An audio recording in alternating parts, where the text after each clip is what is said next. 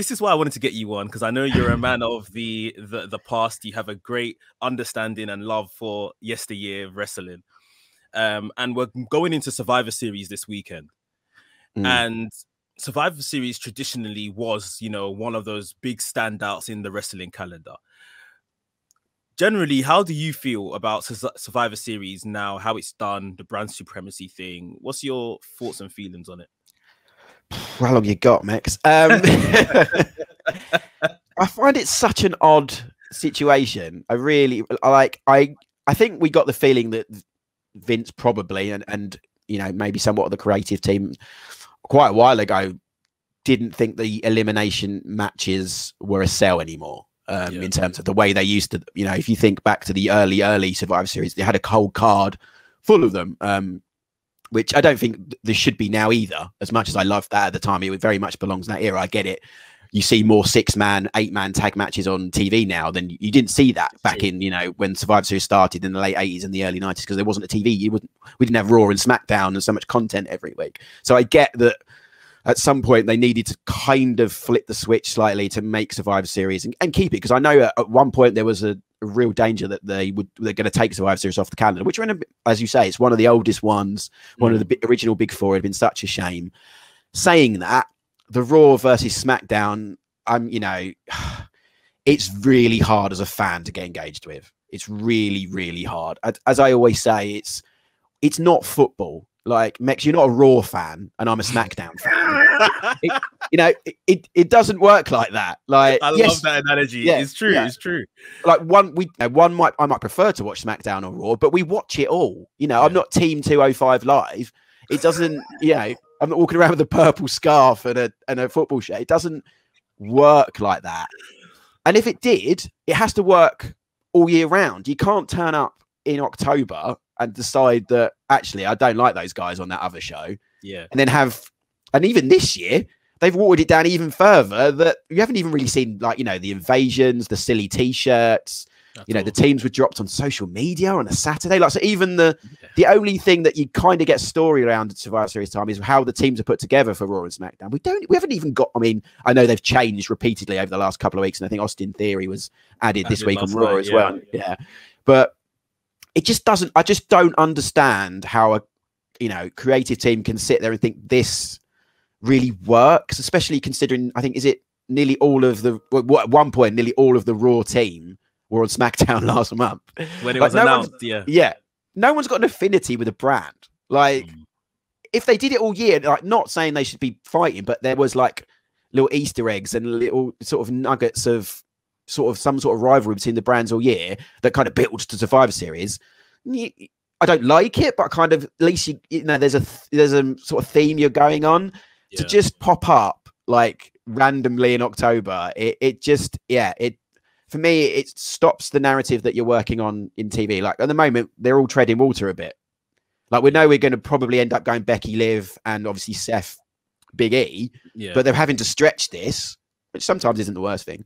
But they're having to stretch it because they've got Survivor Series in the middle of it. Yet, if you had Team Big E and Team Seth, and then, you know, they have to pick their teams, intertwining feud. I love the best thing about the Survivor Series matches. And again, I'm not saying all the card needs to be full of them, but maybe you top and tail it like you do Money in the Bank. You have one big match at the start, one big match at the bottom.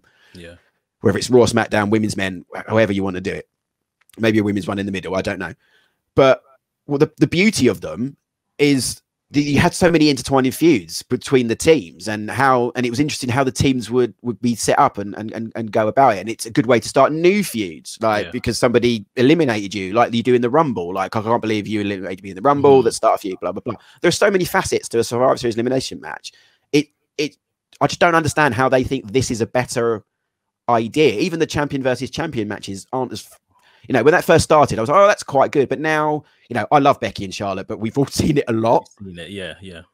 So, I don't know. I've gone long-winded on your question there, Mex, but it's fine. I mean, that's pretty much how we all feel. Like, for me, I feel it's pretty inconsequential as well. There's no stakes. WrestleMania is WrestleMania. SummerSlam is almost summer's WrestleMania. Yeah. Money in the Bank has stakes. Royal Rumble has stakes. Survivor Series, there isn't really anything at this point. Survivor in the name, you know, give us an elimination chamber match. Mm. Or at least for those that, you know, involved in the 5-on-5 tag matches, I've always thought the winner, the sole survivor, should get number 30 in the Royal Rumble. Yeah. Like, make it all intertwine and make a bit of sense. But champion versus champion, like Big E is about to lose to Roman Reigns very early in his reign. For what reason exactly? Yeah. Like, it doesn't really. Well, it doesn't follow, does it? Yeah, like, it doesn't. The storylines almost stop the night after Survivor Series and then pick up 3 weeks before because they're like, oh yeah, we've got that out the way. Yeah. And the only time I think it hasn't is when, you know, Seth Rollins' heel turn started the night after Survivor Series 2 years ago, where you had everyone around the ring and Raw. And that's slow burn. The Messiah yeah, thing. which was a brilliantly booked way to do it because I think he picked on Ray as well, and that was a first early sign of that feud that went on into the next year and had all the eye for the eye and stuff. Yeah. But that's the only time I really remember it having some sort of effect on the current storylines. But I don't even know if it even worked, if it had a, you know, consequence on it. I've thought the same thing as you. Can it link to the Rumble? So then you're already linking the road to WrestleMania earlier, and they can build to WrestleMania because we're already seeing the adverts and the tickets going on sales. So I agree. Like, does it link with the number 30? But even then, do you need Raw SmackDown? I don't. When they had NXT involved a couple of years ago, that was great. Yeah, but that was only great because we all wanted to see NXT on the main roster. That's the only reason. Like, at that time, it was, you know, NXT was red hot. And we wanted to see Cole and Riddle and Keith Lee and Rhea Ripley and Bianca Belair, and it gave them a platform. And I'm not sure if that was the plan going forward, but again, we were hit by COVID, and now we're hit by NXT 2.0, so it doesn't work at the moment. Yeah, it almost feels like they done that particular one, even though it did turn out great. It was like they done that to kind of kick off NXT going into the USA Network. Obviously, AEW was just starting those times as well.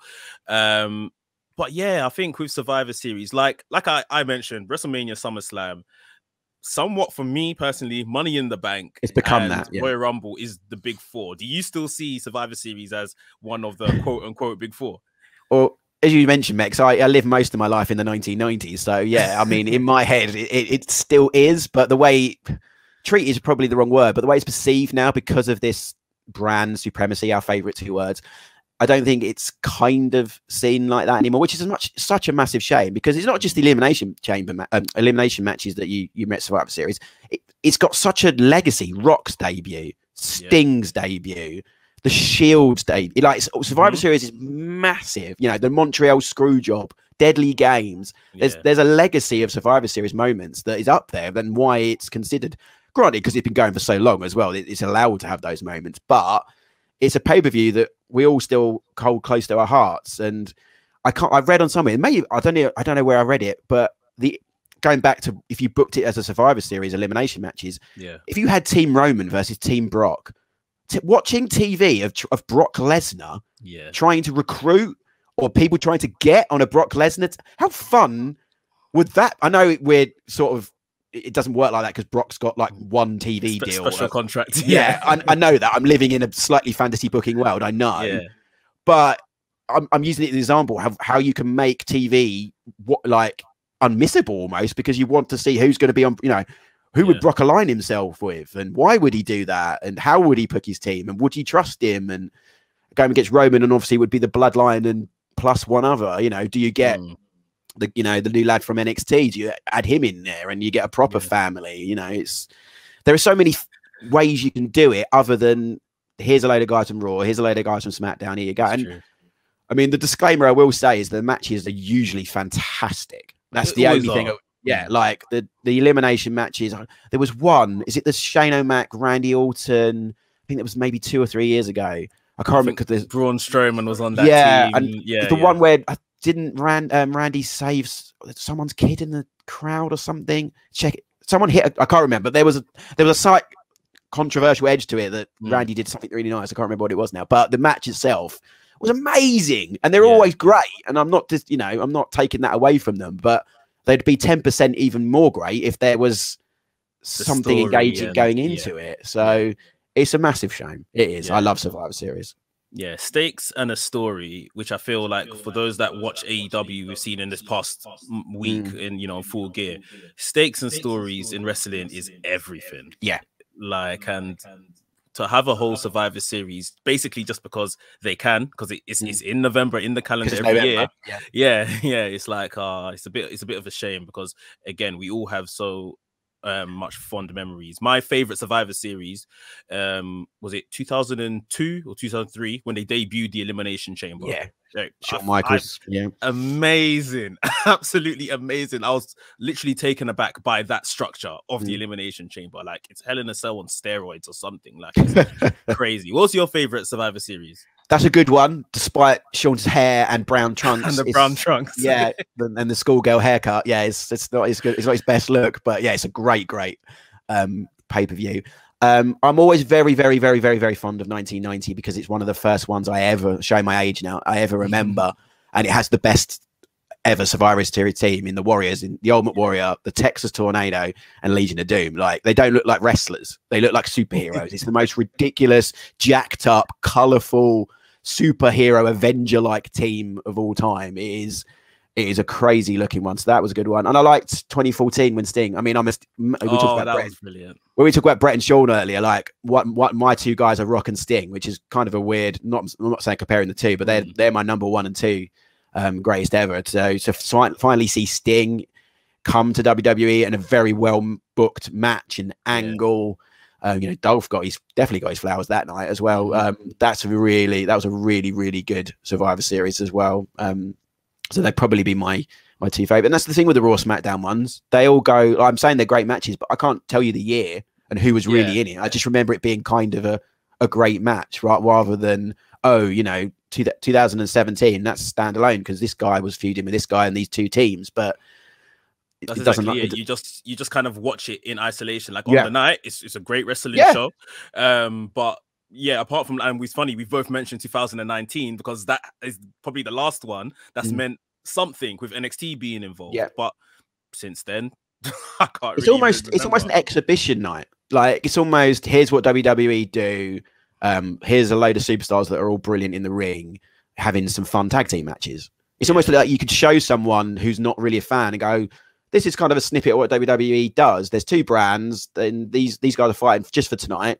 And then you wouldn't really need to know any more than that in isolation. And that's all right for a non-fan. But for us, we're like, no, bring us back some, as you keep saying, story and stakes is what we need. That's how we engage as wrestling fans. And yeah, I don't know if it's going to change. I'm the hopefulness in me thinks that this year's been so rushed and so, what's the word I'm looking for? It's just, it hasn't gone, not as much care has gone into booking it, that maybe they're starting to think maybe this doesn't work. I don't know. I'm probably being way too hopeful.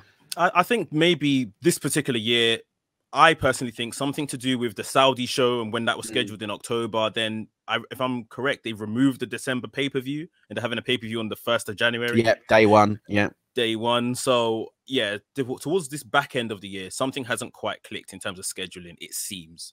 Like we say, hopefully next year we can do something good at Survivor Series other than brand supremacy. That could be good.